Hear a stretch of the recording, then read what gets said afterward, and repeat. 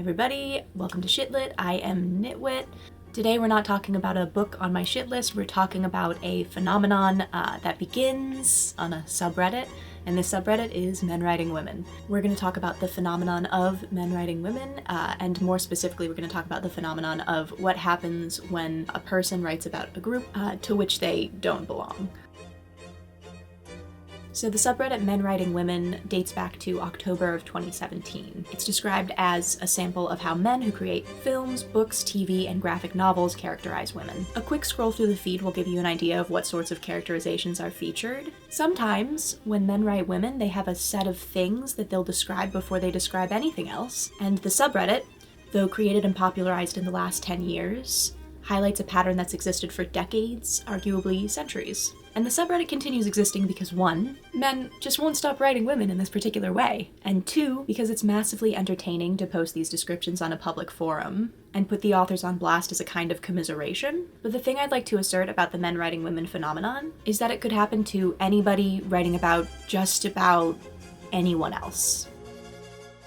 So Mark Twain is credited with the advice to write what you know, but what if you don't know? In the case of historical fiction, the solution would be to do copious research. Even with research, however, there's no guarantee that your depiction of X place at Y time would convince somebody who actually lived at X place in Y time, particularly when it comes to dialogue. But for the most part, when you're writing things so far-flung in the past, there's no way to really check on that. But this problem also arises when you're a fiction writer assuming the perspective or including characters who belong to a demographic that you do not. Old people writing young people and vice versa, able people writing differently abled people, men writing women, and white people writing people of color, to name a few. If you're writing fiction, you can't help but encounter roadblocks where you have to question what you know, or to look more deeply into a subject to accommodate what you don't know. When you continue to write what you think you know without questioning yourself, your outlook and beliefs about the world will shine through over the course of a couple hundred pages. Or, in really egregious cases, over the span of a paragraph or a sentence. Suppose the people or the group of people who are the subjects of your writing don't read your published work, and in this case you can think of Taipei or Omu from our last video about Melville, then lucky you, I guess? In that case, there won't be anyone to point out how wacky a rendition of their lives, personas, and communities are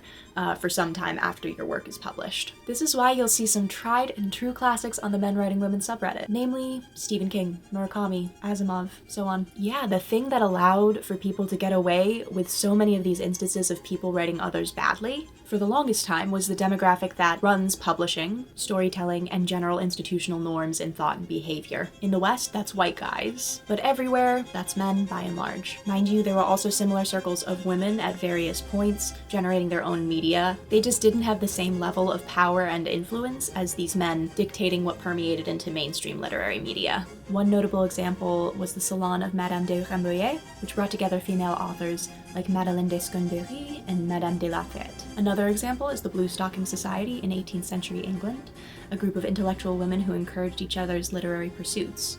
Members of the Blue Stocking Society included Elizabeth Montagu and Hannah More. Finally, there's the Combahee River Collective that existed in the 1970s and was a group of black feminist writers and activists that included Barbara Smith, Beverly Smith, and Demita Frazier. Now, we know audiences are diverse, and thank goodness they are. In 2024, a writer can anticipate that when they're writing about a teenage girl's body, lots of different people will have an outlet to talk about how that description appeared. Yeah, God bless the internet for that. Truly. But the variety of men writing women or person writing and other type offenses is wide, and I'd like to talk about a couple of the ways in which they materialize. So a small-scale offense will appear in the span of a sentence or a paragraph. We have an example from Isaac Asimov in Foundation and Earth for this one. Treves studied the young woman carefully. She was not much more than 1.5 meters in height, and her breasts, though shapely, were small. Yet she did not seem unripe. The nipples were large and the areolae dark, though that might be the result of her brownish skin color. So the main point about these small-scale offenses is there's a focus on physicality or demeanor, and usually these descriptions serve to objectify the character that they're talking about. So our mid-scale offenses are instances where things that are awkward or not so true to life may catch a reader's eye, but we excuse them up until the end of the story, when the reader is left with a feeling of alienation, and the impression that the story that they just read wasn't quite written for them. Examples of this one include Telegraph Avenue, where the white author includes phonetically written AAVE, which just doesn't hit the ear right. And then there's Troubled Blood by by Robert Galbraith, where fatphobic characterizations are included for the sake of comedy. It's unclear. And of course, there is a hefty dose of transphobia. J.K. Rowling doesn't know the difference between when somebody is cross-dressing and when somebody is trans. None of us are surprised about that. We've known this for years at this point. And finally, we'll talk about large-scale offenses, which is when the trend in writing the other appears over the course of the body of an author's work. And the example for this is Murakami, 1Q84, Wind-Up Bird Chronicle, Norwegian Wood. Some claim Murakami's gotten worse with his creepiness over the course of his career. And in this sense, it's actually kind of interesting how a writer's reputation doesn't preclude them from being featured on Men Writing Women. Or I guess it's more accurate to say their reputation doesn't save them from being discussed in circles who are thinking of men writing women type offenses. How well characters are humanized, and how close or far off the mark the author landed in that regard. There's a great article I found where Murakami discusses his treatment of female characters alongside many other things. It's an interview conducted by Mieko Kawakami, and in the article Murakami has this to say about his female characters. This may not be the most satisfying explanation, but I don't think any of my characters are that complex. The focus is on the interface, or how these people, both men and women, engage with the world they're living in. If anything, I take great care not to dwell too much on the meaning of existence, its importance, or its implications. Like I said earlier, I'm not interested in individualistic characters, and that applies to men and women both. I will say that 1Q84 was the most time I've spent engaging with a female character. Aomame is incredibly important to Tengo, and Tengo is incredibly important to Aomame. They never seem to wind up crossing paths, but the story centers on their movement toward each other. They have shared status as protagonists. At the very end, they're finally brought together. Two become one. There's nothing erotic up until the end. From experience, I've learned that 90% of the time an author says something is not erotic, they're just trying to paper over the use of sex to advance the plot or to just exist in their story. And then they're saying, no, look at the plot on the whole, not erotic, come on. So we're gonna talk about some of the nothing erotic up until the end. So in chapter 1, Aomame, who's the female protagonist, her skirt hikes up as she's climbing a set of stairs on the highway. And I don't know about my other female viewers, but I learned quite early how to keep a skirt from riding up when I'm walking upstairs. So number 1, this was unrealistic.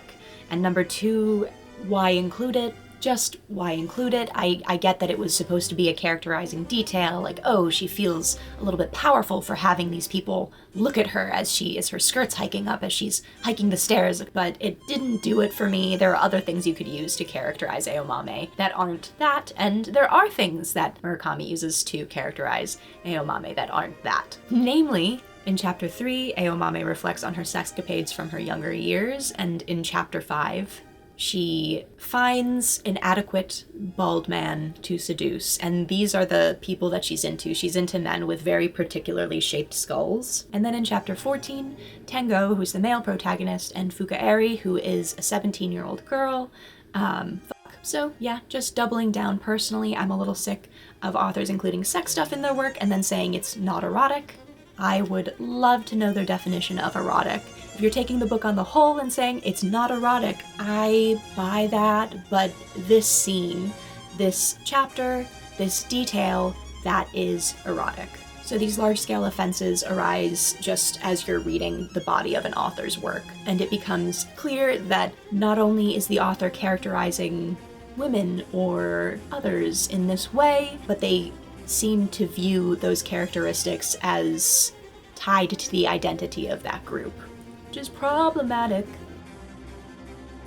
So the point I'm making, your bias is going to shine through. What you don't know will be there for people who do know to see. And what are writers supposed to do about that? Is it an unavoidable part of storytelling? Particularly in fiction? Maybe it is to some degree, but there are things you can do as a writer to mitigate these incidents. Have people of the group you're talking about read through your work. Big one. In sum, there's a difference between writing a human person and writing 3 tropes in a trench coat or a low-cut top. And to conclude, I want to talk about who does the thing well. drop any authors you've come across who also do the thing well in the comments, both for my sake and for everybody's sake. It's nice to know when authors are actually putting thought and care into their depictions of characters, and it restores your faith in humanity just a little bit, even though the bar is so low. You would think writing people as people would be the norm, but it's very difficult for some. So the people who do the thing well, just off the top of my head, Terry Pratchett, George Saunders, and, shocker, a lot of women writers do the thing well. Ottessa Moshfegh, for instance, strikes a wonderful balance between underscoring preconceptions about femininity and how womanhood is actually experienced in books like My Year of Rest and Relaxation and Eileen. And just to close, regarding men writing women or people writing others badly, it's not a sign of someone being an outright bad person. However, objectifying characters with reductive descriptions can be evidence of the author's larger worldview, especially when you see the same trends across works, like with Stephen King and the guy who wrote The Witcher. More than that, the use of objectification normalizes objectification as a concept, as a phenomenon, both in thought and in action. It's also so important to remember that this phenomenon occurs with more than men writing women. When an author writes about people they aren't, or groups they don't belong to, it can be easy to operate using stereotypes, which while reductive are easily accessible, and lead to published work like this. "Not if you're Dennis Creed, it isn't," said Irene, looking as though she'd said something very clever. She reached forwards to take another biscuit, and a deafening fart ripped through the room.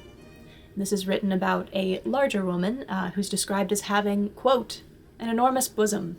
And we're trying to avoid shit like that, right guys? So yeah, that is it. Thanks for watching. This has been Shitlit. I am Nitwit. I'll see you all in a bit. Feel free to put instances you found of men writing women or a person writing another badly in the comments below. I will read all of them. Or instances where an author has done the thing well, put it in the comments. Also, I would like to mention this coming year, 2025, will be a year where hopefully I'm putting out a video a month at least. I just started the thing this year, the YouTube channel. Turns out it's very difficult. But it's also incredibly fun. So I'll be on top of my schedule, and you guys will see a lot more from me. So I hope you enjoyed this video, and yeah, see you for the next one.